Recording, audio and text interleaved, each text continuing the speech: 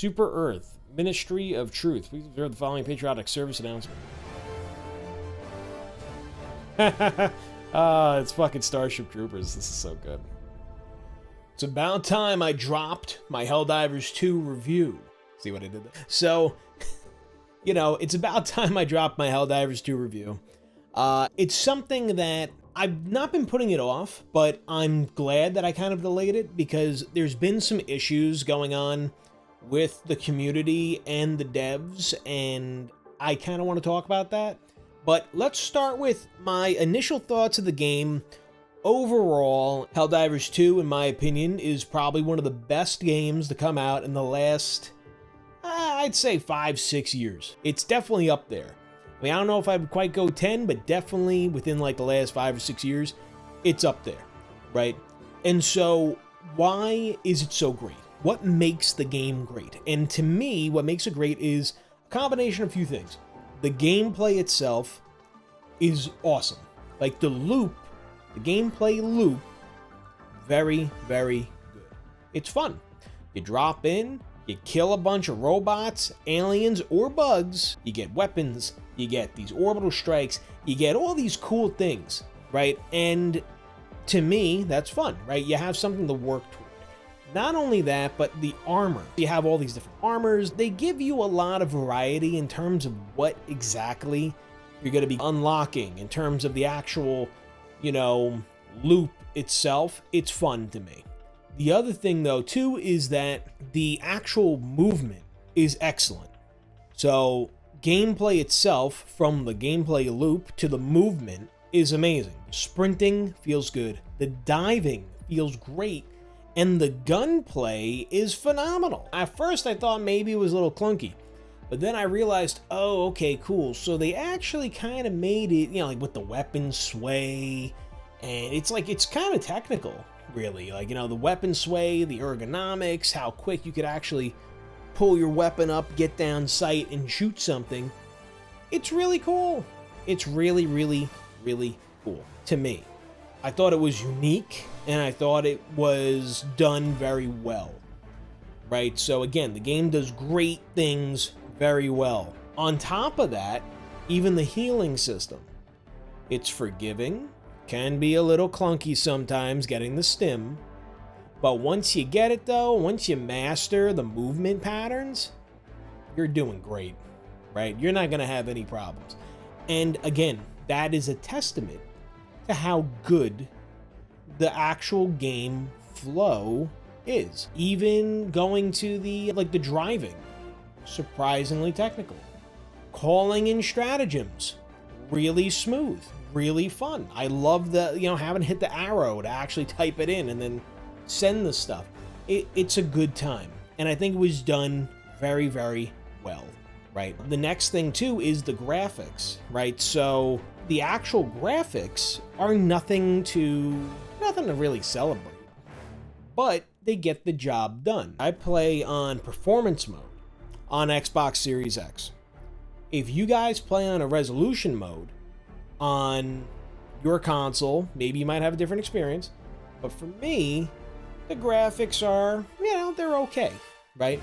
Because it's trying to prioritize the frame rate over the good graphics. If you're playing on PC and you have a good graphics card and good hardware that can process it, I am sure your game looks stellar.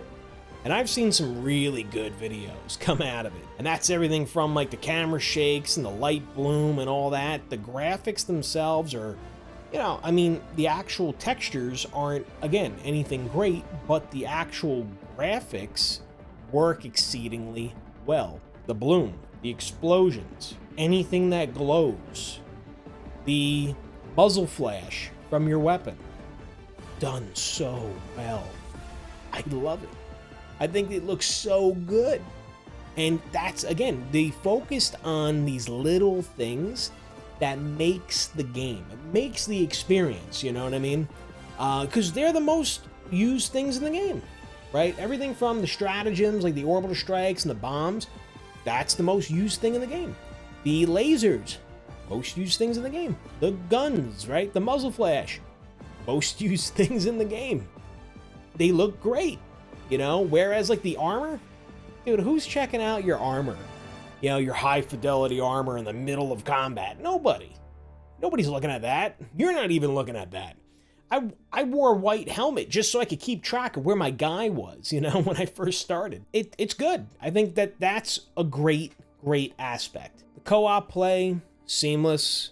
The cross-play works really well, but more on that later, because that could be a part of the issues down the road. So that could be a part of those issues. But the actual co-op experience, it's fun. You play with your friends.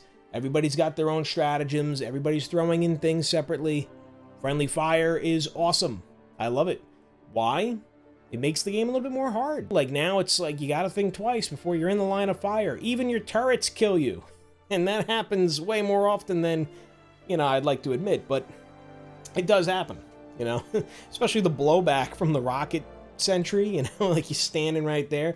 You're like, oh, cool, I'm gonna get this guy. Then you just go flying, you know? I think that's awesome. Like, it's hilarious, really. One time that pushed me off a building. I really enjoy all of those aspects of it. And the enemy factions. I mean, I'm a massive Starship Trooper fan. I love Terminator, you know, and I love Halo and other science fiction movies. So, aliens, bugs, and robots, I am 120% down with demolishing and spreading that managed democracy to those factions. It is super, super cool.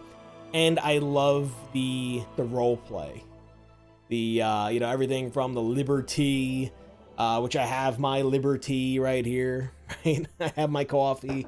I have, you know, like everybody saying democracy and then liberate. Gotta go plant the flag of democracy on this planet.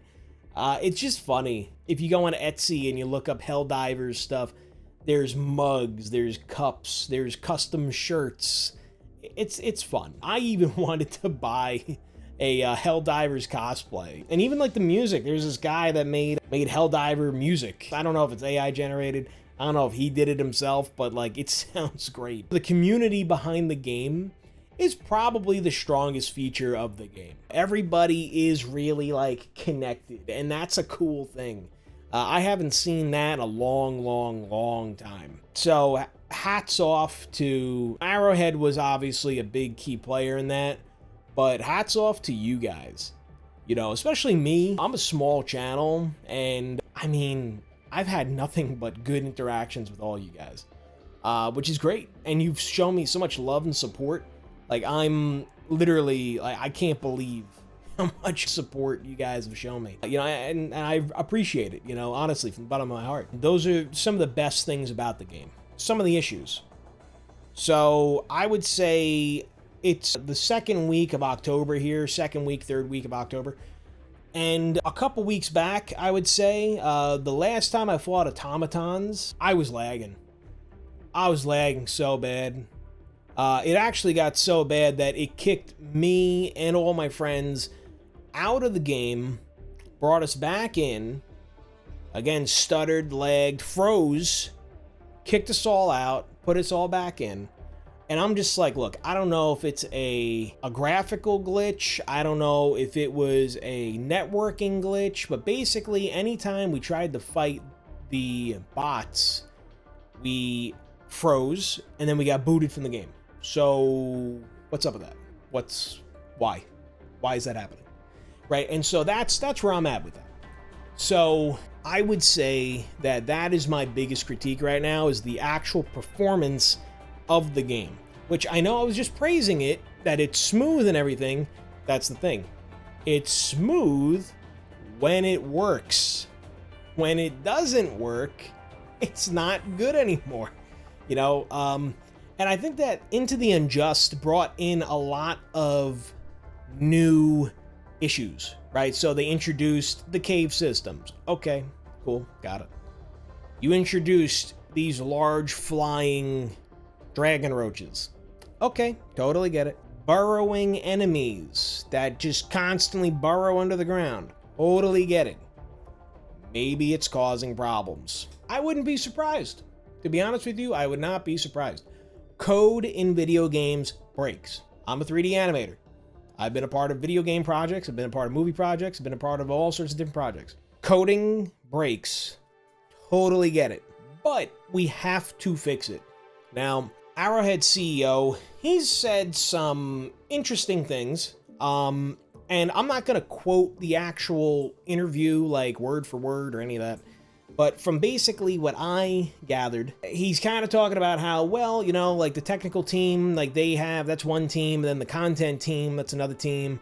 And, you know, we're still going to make the Warbonds, still going to do all this stuff, still going to put out new content, and we're also going to try and fix the game at the same time. Everybody that I talked to in the Helldivers community has said that there has been a tremendous amount of technical debt that continues to skyrocket, right? And that the game's built up so much technical debt to this point that, you know, they kind of need to just hit the brakes and fix the game because there keeps being issues. And I agree. I think that you would save your player base by just fixing the game and polishing what you got and making it 100% solid and then introducing new things.